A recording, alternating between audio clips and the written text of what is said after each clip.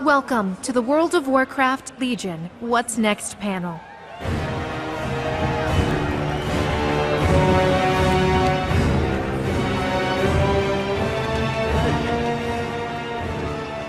Hello, BlizzCon!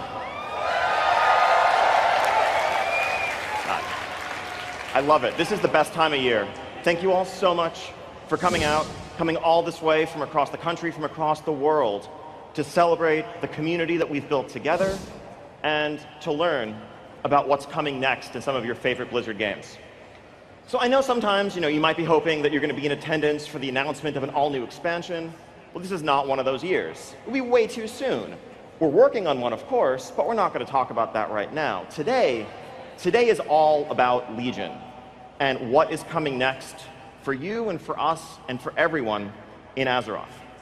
So just before we jump into it, first off, I want to begin by talking a little bit about our philosophy, about how we're approaching Legion content, how we're doing things a little bit differently this time around, and what's really guiding us. And so I think point number one, and this is really the ideal, the value that drives all of the decisions we're making about Legion and about the content that goes into Legion. It's delivering a steady stream of content for all of you, for all of our players. And that means, it means a lot of content.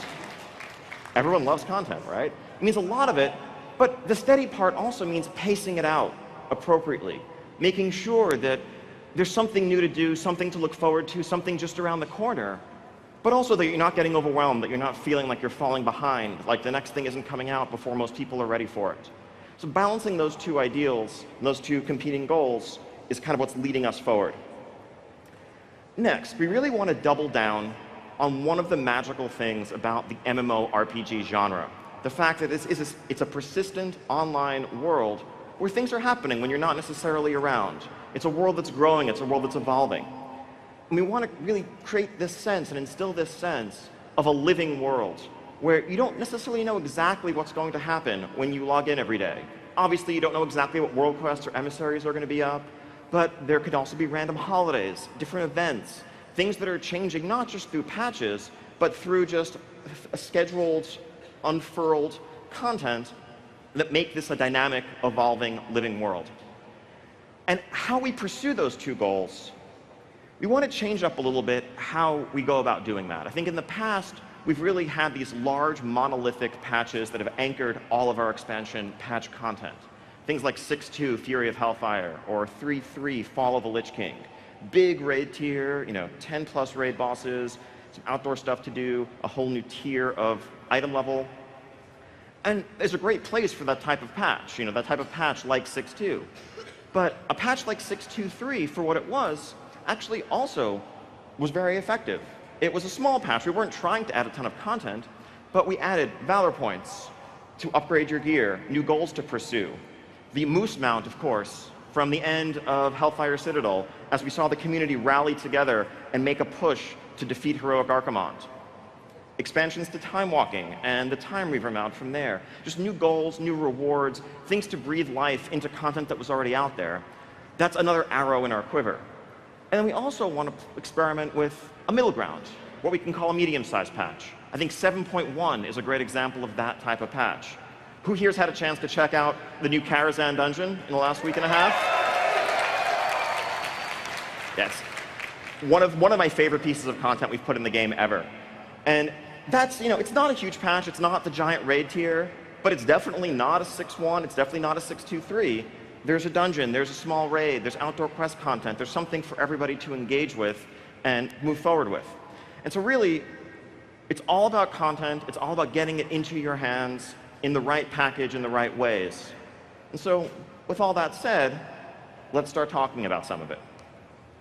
So, first up, patch 7.1.5. So this is Legion's first small patch, maybe in the same vein as something like 6.2.3. This is what is a small patch like for Legion? Well, a couple things.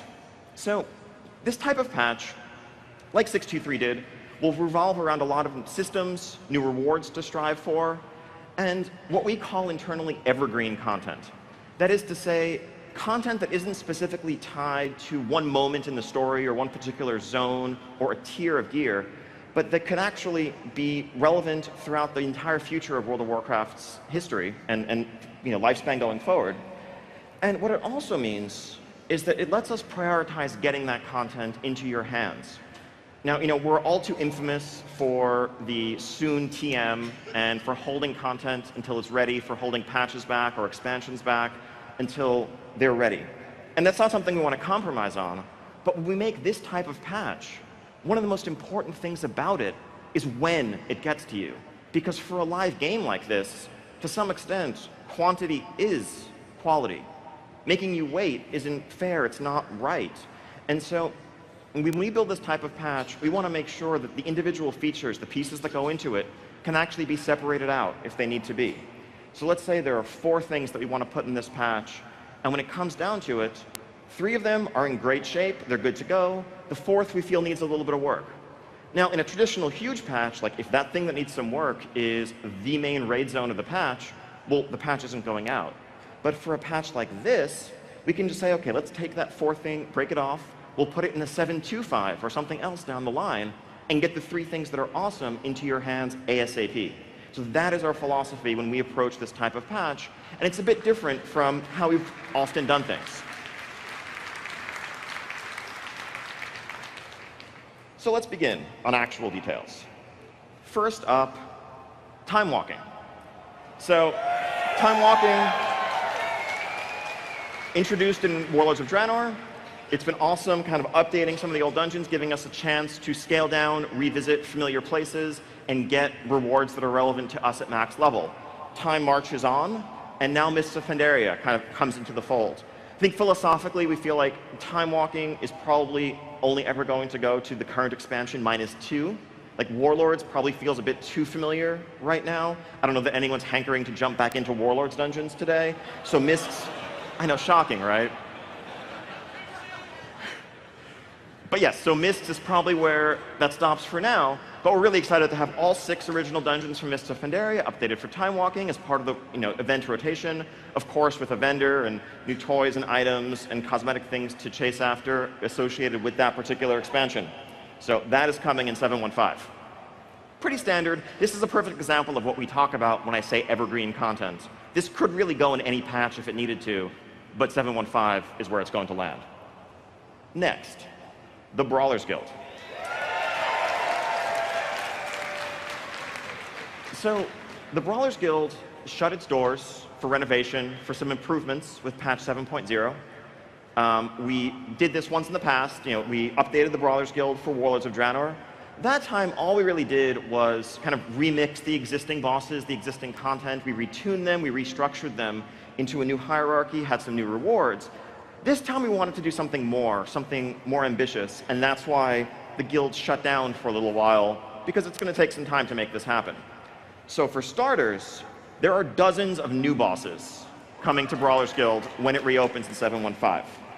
So all the familiar favorites are there, but this is always a really fun design exercise for a lot of the encounter design team and others to just make wacky, interesting solo encounters with no real lore constraints. This is definitely not canon. There are no clear rules that apply there other than just make it fun, make it memorable, and at the high end, make it tough.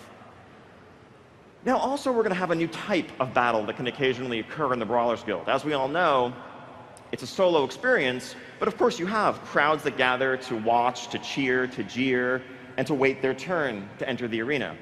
Well, occasionally, when someone's queue pops, it's actually going to spawn a raid level brawler boss that will pull all players who are currently waiting for their turn into the arena at once. So, and of course, everyone can share in the rewards and the benefits if you're triumphant, but you never know what's going to happen.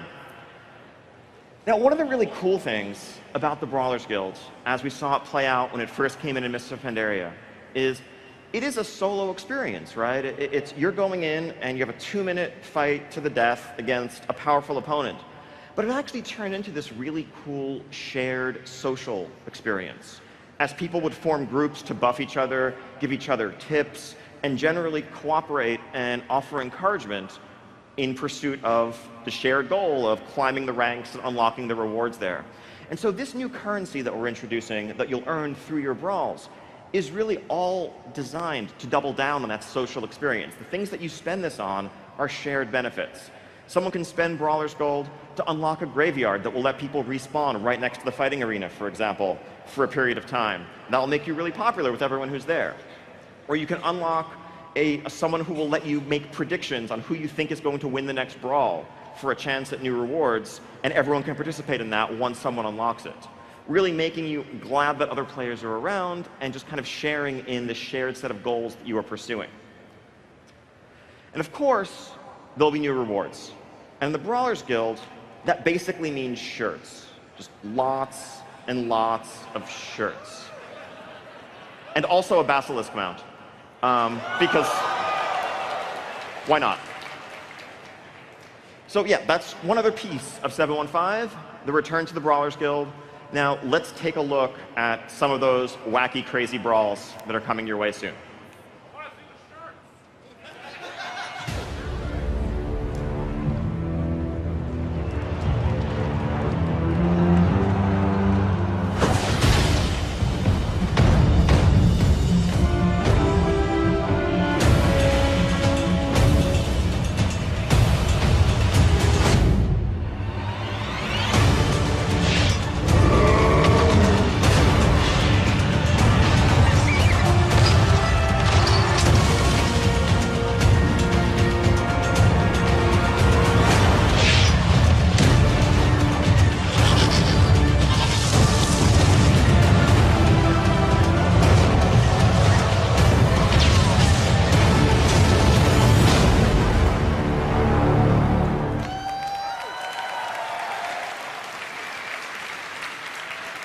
So yeah, Brawlers Guild, it's complete chaos. Again, 100% not canon, and that's part of the fun. So next, 715 is going to also introduce something that we call micro-holidays. Now what, you may ask, is a micro-holiday? Well, simple. It's a holiday, but smaller. No, really, right? Like, holidays in World of Warcraft are things like Winter Veil or the Lunar Festival that last for a week or two, offer achievements, some power rewards, a variety of pets, mounts, things like that to obtain. Well, what if we had smaller events that only lasted for a day or two? What are some of the things that citizens of Azeroth might celebrate as part of their existence, as part of what I mentioned earlier in contributing to building a living world? What days might matter to them, and how might we interact with those occasions? So some examples of what I'm talking about here. Now, Ahn'Qiraj Remembrance Day. On January 22nd, 2006, on the Medivh server, I believe, here in North America. I want to say it was led by the Guild Fury, maybe I'm remembering right. The gates of Ahn'Qiraj were opened for the very first time in the world. And that was the culmination of 800,000 linen turn-ins and all other sorts of pain. And the servers crashed continuously. So to celebrate that, on January 22nd every year, we're actually going to take the servers down. No. So to celebrate that on January 22nd, in Silithus, Azeroth will celebrate its Remembrance Day of Ahn'Qiraj as Alliance and Horde rally there, perform objectives in the zone, gather supplies reminiscent of the Carapace fragments that you might have gathered back in the old Scarab Lord days, and turn them in on behalf of your faction.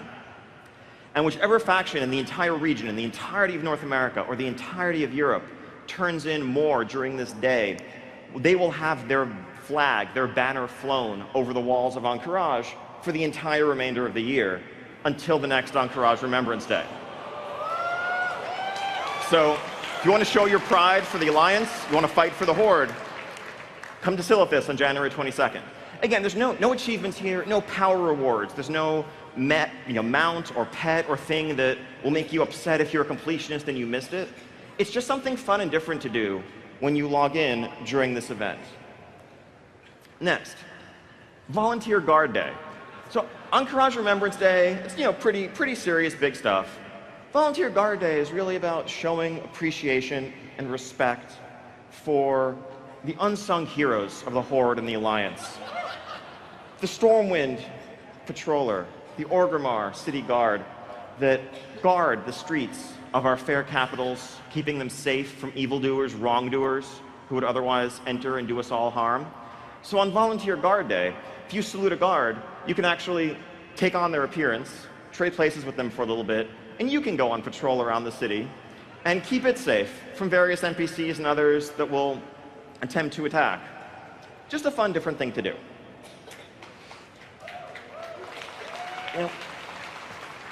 Now, on one other day every year, in the zone of Feralos, the Freyfeather hippogriffs hatch. These eggs that are carefully tended, they hatch and they fly out to sea. If you are there on that one day each year when it happens, you can witness that happening, that occurrence, and you can get a little buddy of your own, a little young baby hippogriff, Pepe style, that can just accompany you perching, not a mount or a pet for your collection, not a battle pet to do battle with, but just something neat and different. And finally, really the opposite end of the spectrum in terms of seriousness from Ahn'Qiraj Remembrance Day. Sometimes it can be really rough. Sometimes being a citizen of Azeroth can get you down. You're dealing with the Legion, you're dealing with Deathwing, the Lich King, constantly. Every time you turn around, there's some existential threat to our world. Sometimes you just want to kick back, take it easy. And so this is basically Azeroth Spring Break. This is just, sometimes you just want to take a boat out to the lake, get some sun, chill with your friends, or in the case of, in the case of Azeroth, in this case, the Flooded Thousand Needles, thanks to Deathwing. But yeah, so when it's boat day, go out there and celebrate. Again, this is in no way, shape, or form intended to be on par or substitute for a dungeon or a raid. They're just fun, wacky things that are going to vary the flow of life in the world. We have plenty more in store that we're looking to add in the future, and it's just part of that living world idea that can carry forward throughout the years as time moves on. So next. So in patch 7.1 just recently, ardent PvPers definitely noticed something cool happened to Nagrand Arena. We went back and took one of the most classic World of Warcraft arenas, updated it, brought it into 2016 with all new art, all new visuals, and in 7.1.5, we are doing the same thing to Blade's Edge. Let's take a look.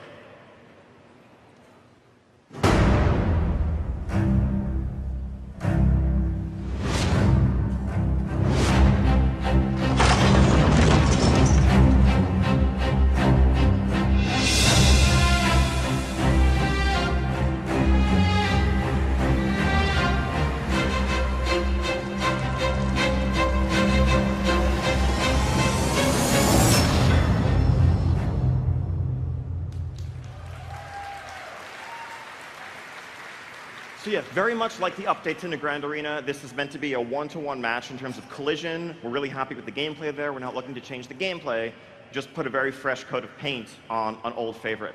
Now, at the end, you may have noticed the ogre on his throne overlooking proceedings in the arena. One cool feature of this arena is this is actually our first arena map that has sort of a built-in voiceover announcer who will observe events and call out things here or there. We'll see how that goes. If it's successful and well-liked, maybe something we do more of. So, not content, but also 7.1.5 gives us a first chance to really dig into a lot of the class changes that we made in Legion. Up until this point, we've mostly focused on fixing bugs. We focused on a lot of hotfix tuning and balancing and tweaking numbers. But 7.1.5 gives us a chance to look more deeply into the substance of class abilities, rotations, talents, things along those lines. And so there's a few things that are going to guide us as we approach those efforts. So first off, we have a lot of data, a lot of feedback. We can look at all of the talent rows across all 36 specs. And we've definitely heard and seen there are many situations where it feels like there's a mandatory talent in a given row, or in other rows there are talents that don't really have a clear purpose. They never seem like they're worth taking. You go to a site like Icy Veins and it has a big red X through it that's like, this is never worth considering. That's unfortunate.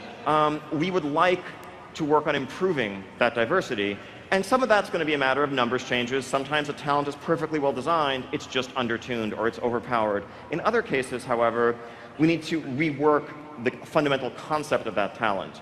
Or perhaps the thing that 98% of players take as a talent should just be a base part of the spec, and we should come up with something new that's going to flesh out that row and make it an interesting choice. That's the type of thing that will be happening in 7.1.5. It's, of course, an ongoing effort, but you'll see some of it here. Next, secondary stats. So obviously, when we build our items, item level isn't always strictly king, but the way rewards are structured, when you go into a new tier, you go into a new zone, and you see something that is 15, 20 item levels higher than anything you've seen before, the way this game is designed, that should be an exciting moment. It should be a reward moment.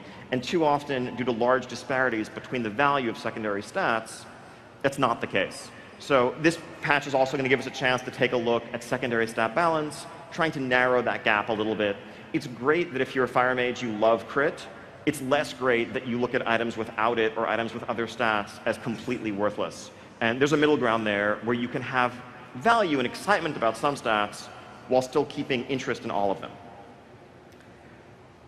Next, and this is kind of one of the most vague points here, but we've also heard a lot of feedback about just the feel, the flow of your rotations, how, abilities that often come into conflict, abilities that are unclear, and 7.1.5 offers us one of the first chances to try to address a lot of that feedback in the aftermath of launch.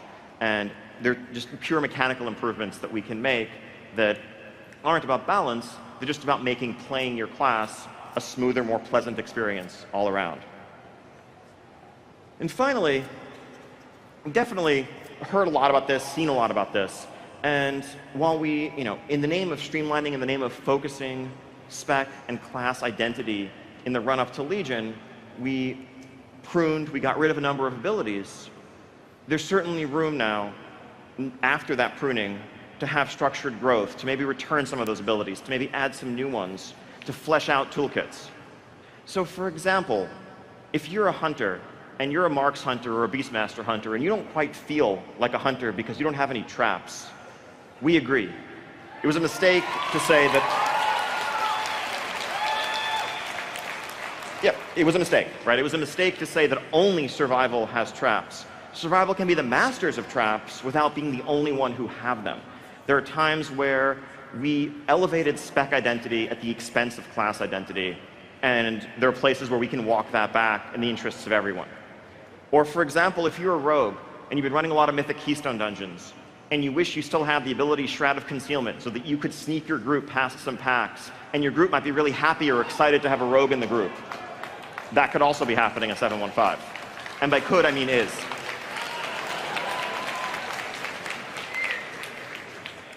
So that is patch 7.1.5, a small, humble patch in the world of Legion, featuring Season 3 of the Brawlers Guild, Mists of Pandaria Time Walking, micro-holidays, an art update to Blade's Edge, class updates, and more. Bug fixes, new rewards, all kinds of little things. That is the 7.1.5 package. Now, of course, the next question, when? When is this going to be in your hands? When will you learn more? Soon. No, actually really soon. The second we get back from BlizzCon, we're going to work on taking down the 7.1 PTR, working to put 7.1.5 PTR up. You'll see a ton of these changes there. Can't wait to have people jump on, start giving us their feedback, and helping find bugs so we can get into your hands as quickly as possible as all part of a steady stream of content. So 7.1.5, small patch. What comes after 7.1.5? 7.2. Now what possibly could patch 7.2 be? What could that bring? Where might we be going?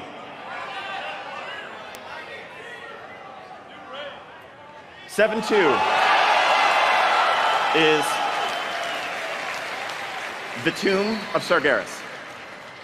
In patch 7.2, we will return to the site of our greatest failure, where Alliance and Horde faltered and broke and barely escaped with our lives, where we lost our leaders in the shadow of the Legion stronghold, and we had to retreat.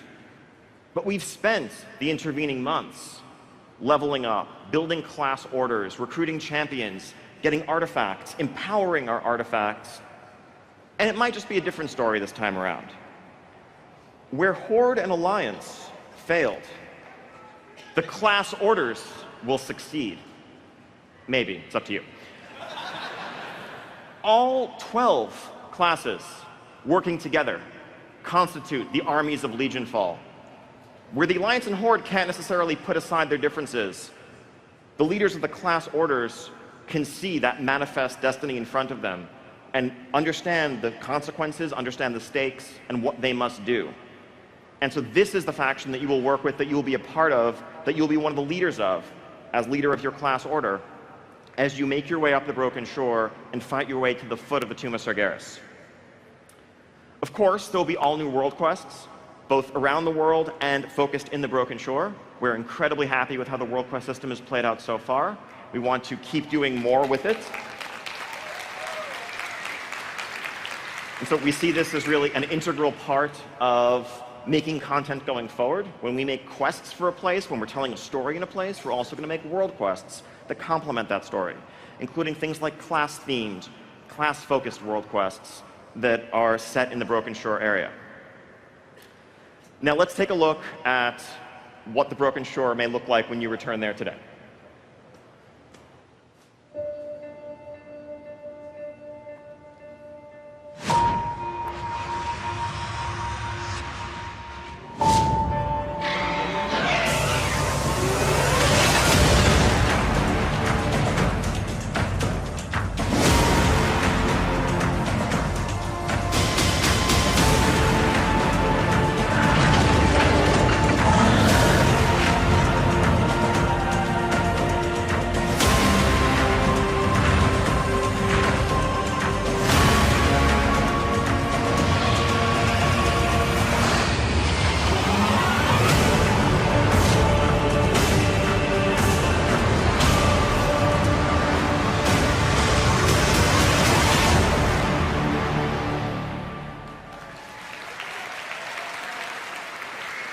So, a difficult task awaits us at the Broken Shore.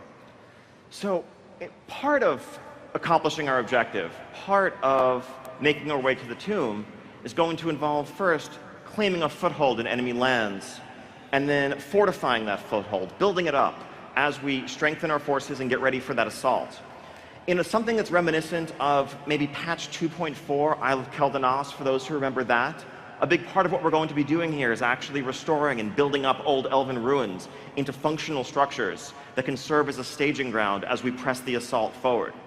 And actually, rather than just a sequence as we had it in patch 2.4, here players are going to be actively involved. They're going to have agency in choosing which buildings to build to unlock new content, new rewards, and new ways of interacting with the world.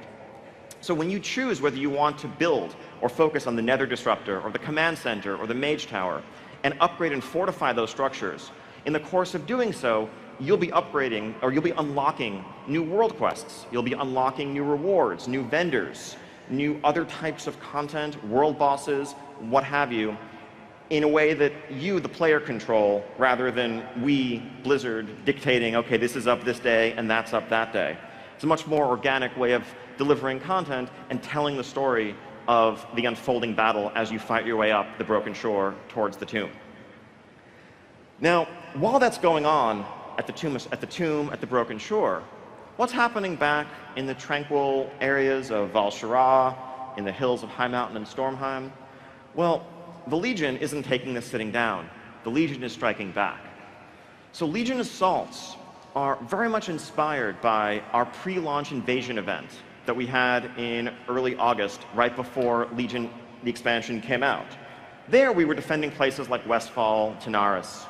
This time around in 7.2, we're going to be defending the other zones of the Broken Isles, as the shadow of the Legion falls upon Val'Sharah or upon Azuna or upon Stormheim. And we need to help defend our newfound allies in the Dreamweavers or the High Mountain Tauren and fight back the Legion so that we can keep pressing our advantage on the Broken Shore.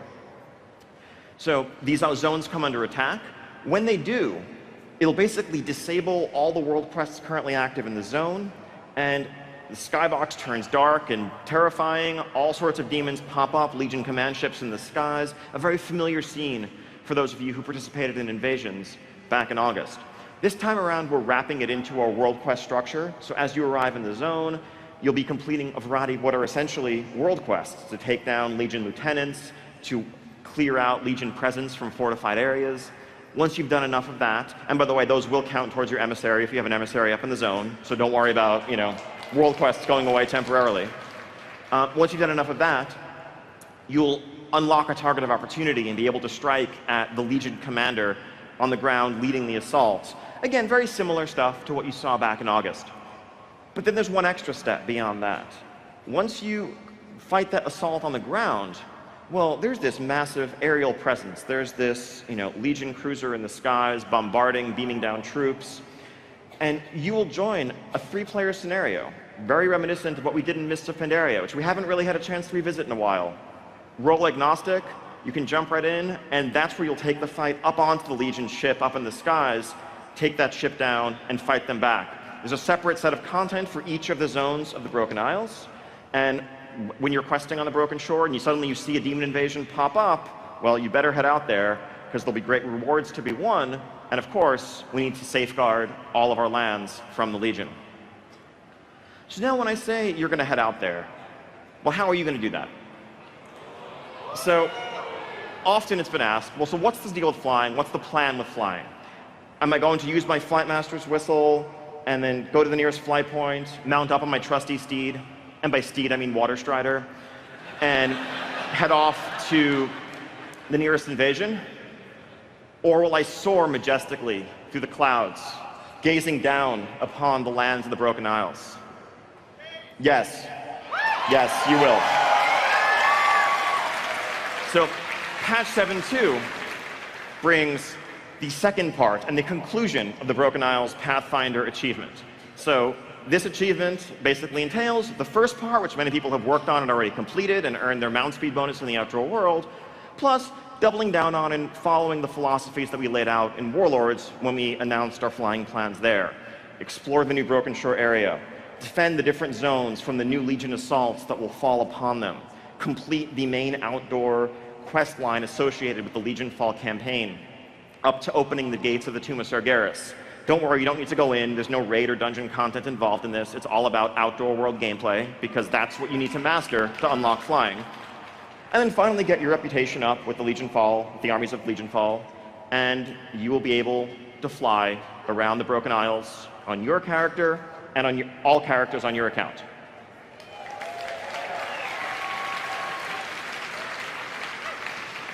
So, pretty awesome. I mean, flying around the Broken Isles, that's great. It's going to really change the way we play the game, and it's something we look forward to for a long time. Could there be anything cooler than flight in the Broken Isles? Well, what if you were doing it on your very own custom class mount for every one of your classes? Take a look at this.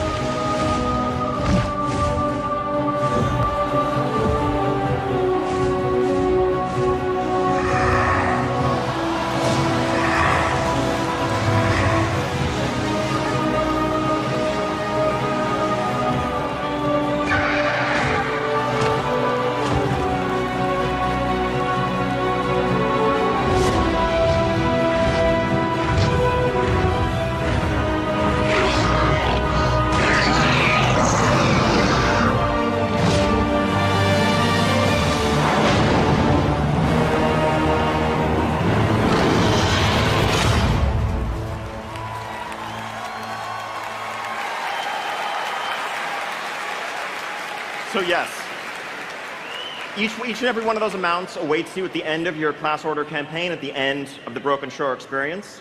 And even if you didn't see them all flying in that video, they are, of course, all flying-enabled flying mounts, because you will be flying in the Broken Isles. OK, so moving on. What would the patch, the Tomb of Sargeras, be without the Tomb of Sargeras? So the next raid zone after the Nighthold raid will, of course, be the tomb itself. This is a 9-boss raid where we'll be descending into the depths of the Tomb of Sargeras, once the ancient holy temple of Elune before it fell into the Legion's corruption, where we will harness the Pillars of Creation with the ultimate goal of sealing off the Legion's invasion of our world. We've scoured the 4 zones that we leveled up in to get those 4 pillars. The 5th pillar awaits us, the Eye of Aman'Thul, awaits us in the Nighthold raid at the end of Suramar, coming in the near future. But by the time we make it here, we will have all 5 of those in our possession, and our mission will be putting them to the purpose for which they were designed, for which they were meant. Now, the Tomb of Sargeras, as I mentioned, used to be the Temple of Elune.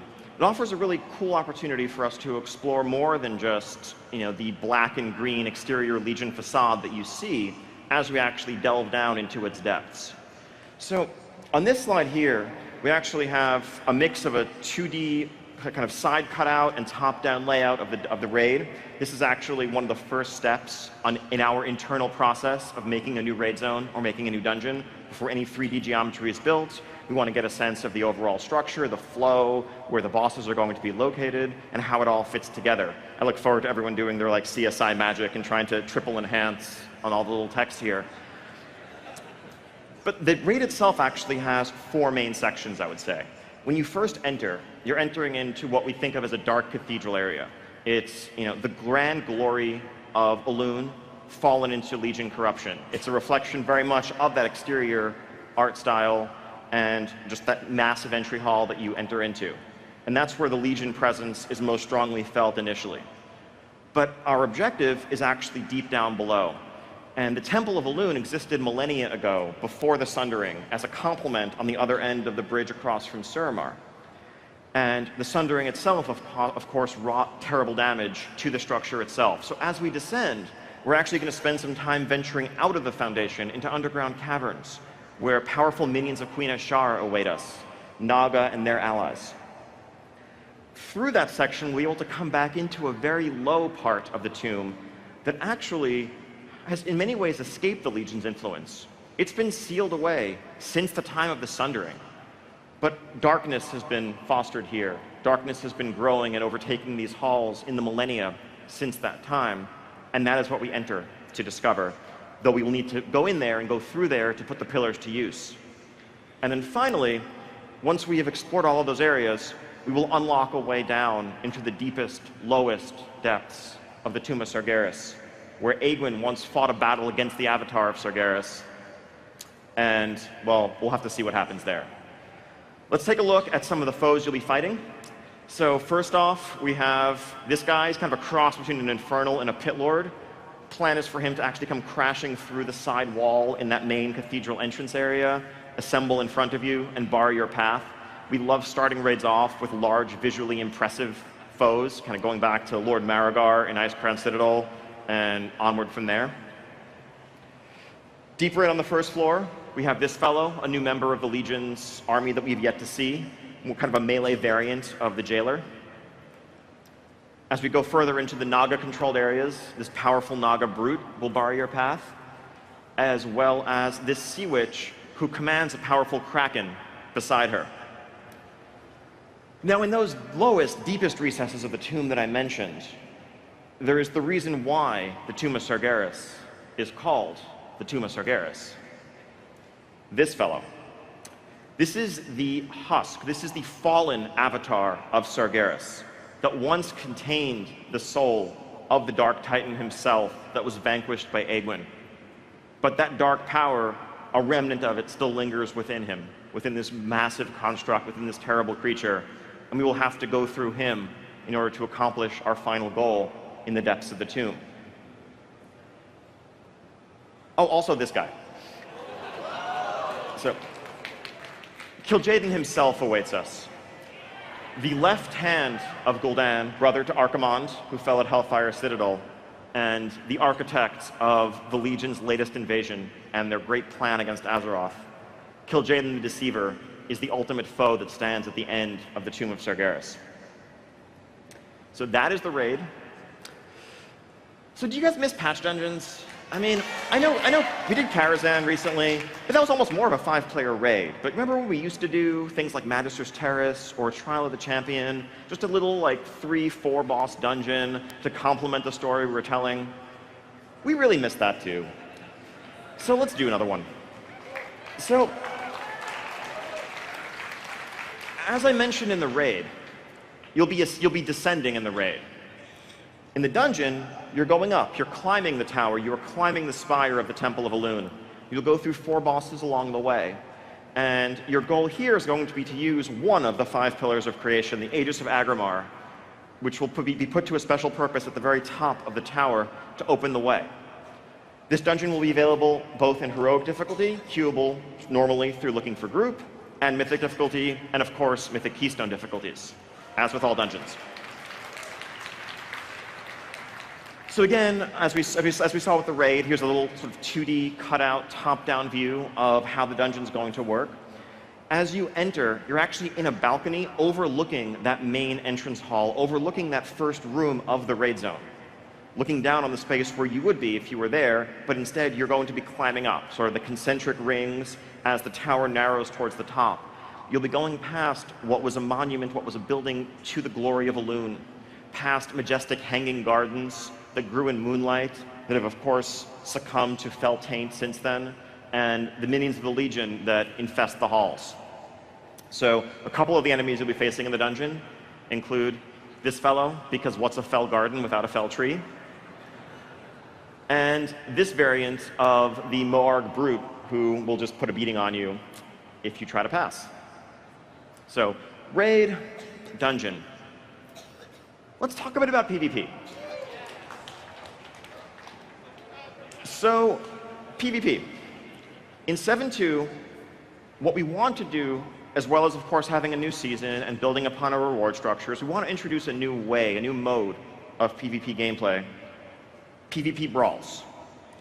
Now, these are very much inspired by brawls in Hearthstone, brawls in Overwatch.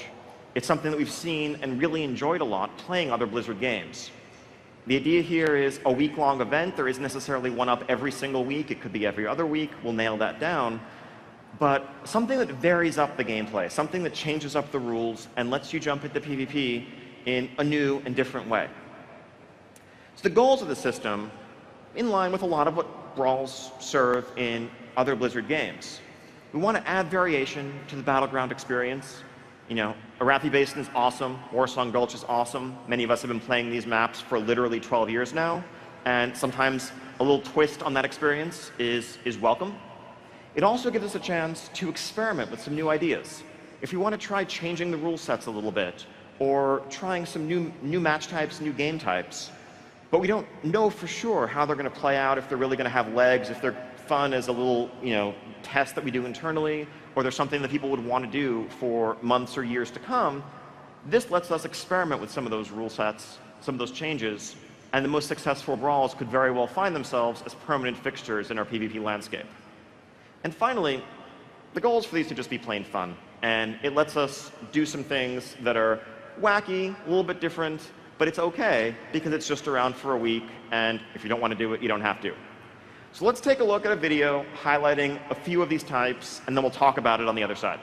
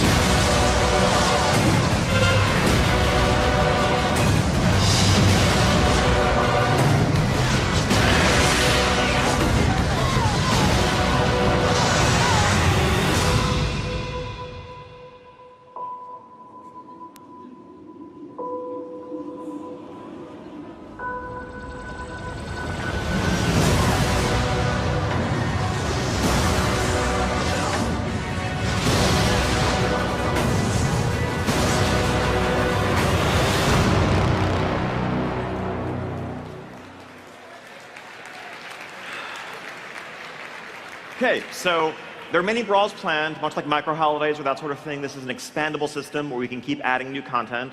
Let's talk real quick about some of the things we just saw. So first off, there was South Shore versus Tarren Mill, the return of the anniversary battleground, 40v40 craziness in Hillsbrad. Next, a slight variation on Warsong. It's just the Warsong Gulch map, but how does Capture the Flag play if you can cap their flag even if you don't have your own? How does that change your strategy? How do you change your approach to this time-honored map? We'll see. Next, Packed House is what we call this. What if we drop two 15-player raid groups into one of our standard arenas like Blaze Edge or Nagrand? What does that look like? Is it balanced? I can promise it won't be, but will it be crazy? Probably. Gravity Lapse, that was the little Eye of the Storm cameo you saw there. The basic rules like gravity don't necessarily apply when you're in Netherstorm. Winter Arathi Basin is one of the cooler ones. No pun intended, sorry, actually really didn't intend that. It's Arathi Basin, except of course a blizzard has descended upon it. And it's not just a cosmetic change, you actually have very low visibility. You can only see 50 or 60 yards around you. So if you're up at Lumbermill, you certainly can't see what other people are doing. So you better communicate well as you plan your assault, plan your defense. Oh, and of course, since it's winter, all the water's frozen over, so you can just ride over all of it. Should be a cool twist. And finally, one that wasn't in the video, but is a personal favorite. So one of my favorite PvP world quests is the Bareback Brawl one up in Stormheim, where everyone can jump on various mounts. And there's a ram mount that you can get that will just send whoever you hit flying. Now, what would the Eye of the Storm battleground be like if everyone were permanently on ram mounts?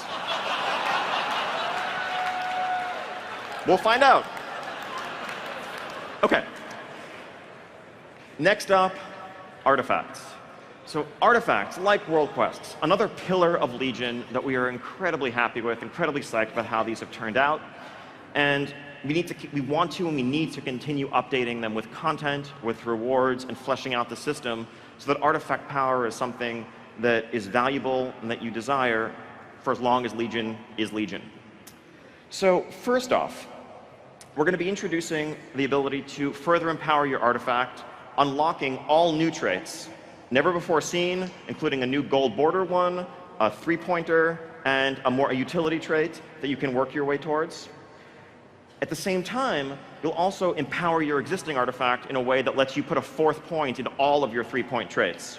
That's going to be a total of 15 new points that you can spend once you've empowered your weapon in 7.2. Of course, in order to make this reasonable, in order to make this not just a ridiculous, insane grind, there will of course be new artifact knowledge levels that will let you continue to catch up.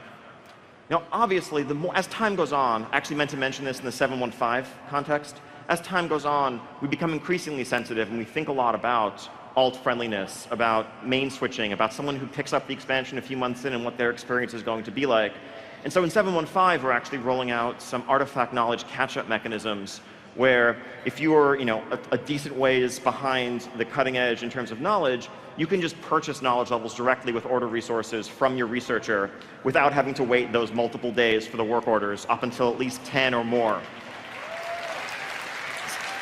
That way you can just play the game instead of feeling like there's no point trying to progress on your alt until you get past this feeling, this arbitrary time gate. Just spend your order resources, go.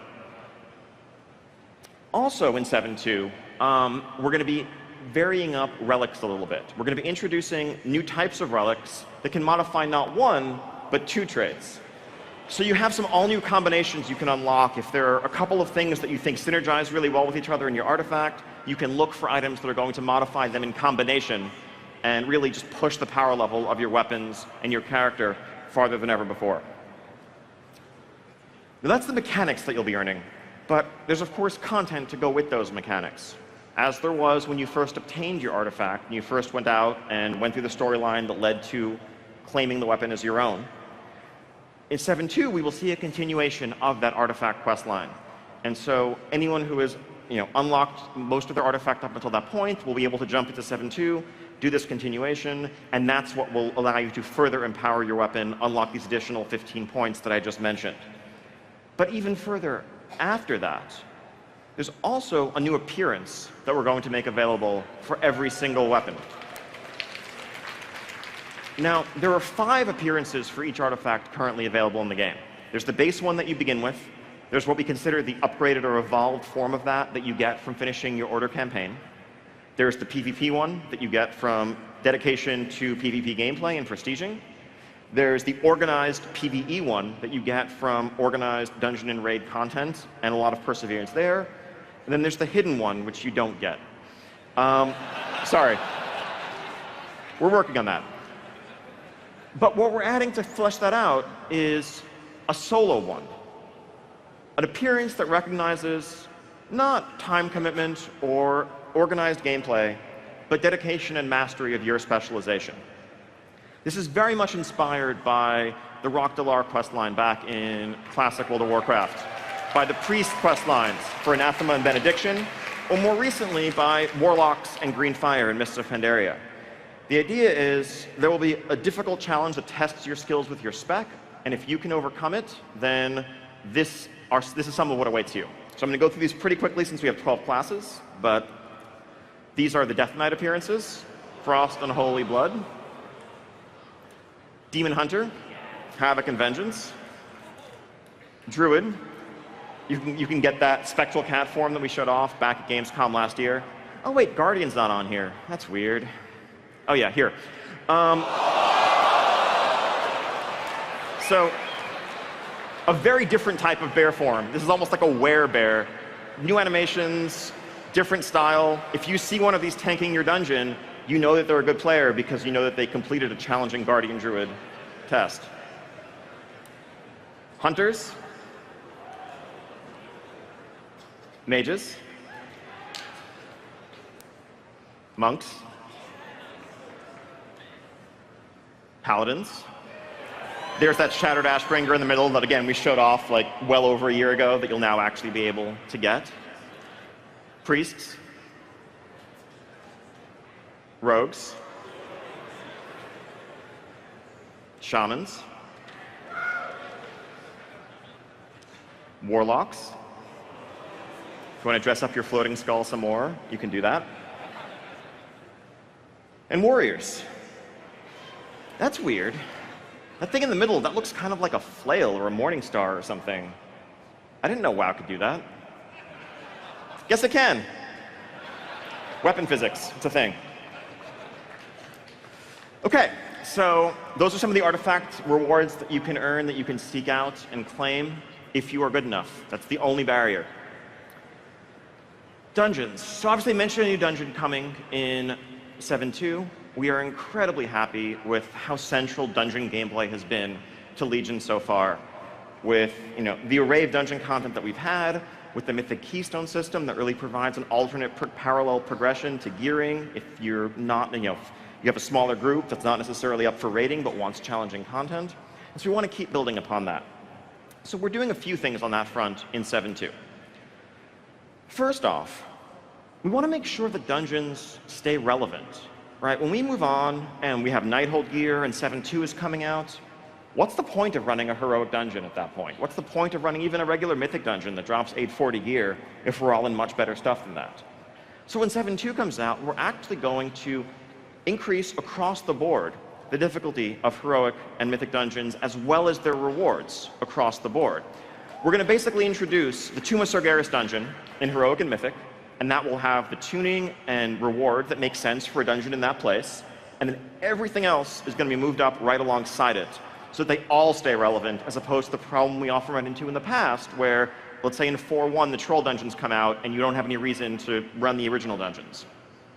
What that also, of course, means is that the whole Mythic Keystone system also gets renormalized and bumped up on top of that.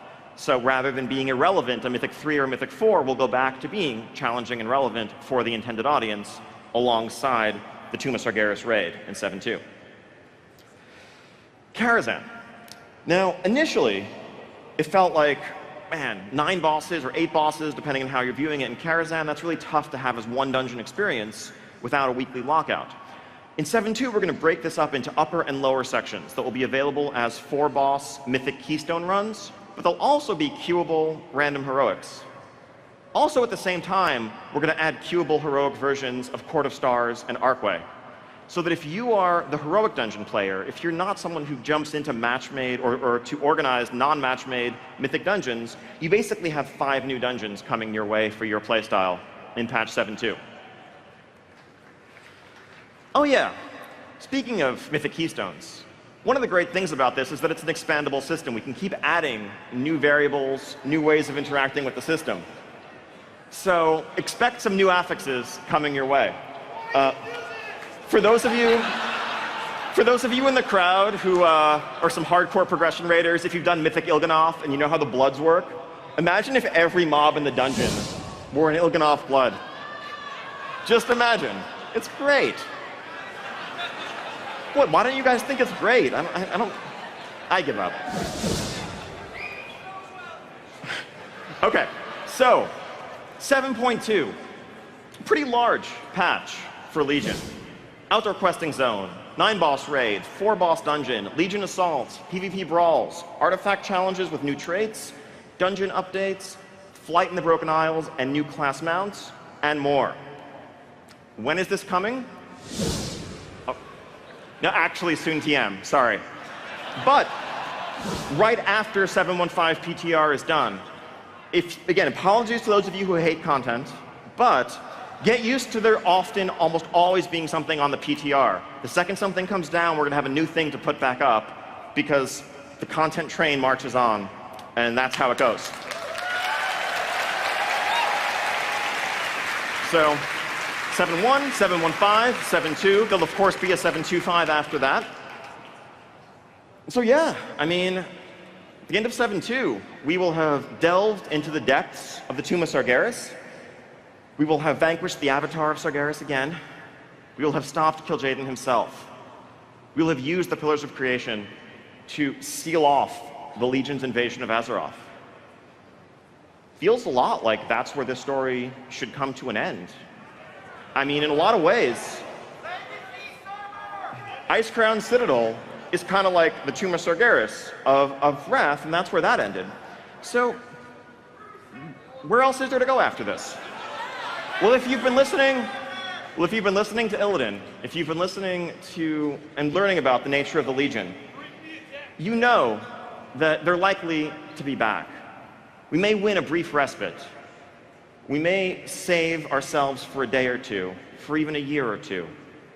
But what will come after that? They'll just be back for more. Where else could we go in our search for the end of the Legion? If we want to stop the Legion, if we want to truly win peace for Azeroth, we're going to need to look beyond the land around us, beyond the Broken Isles, beyond Azeroth itself, to the skies. We are going to need to go to Argus.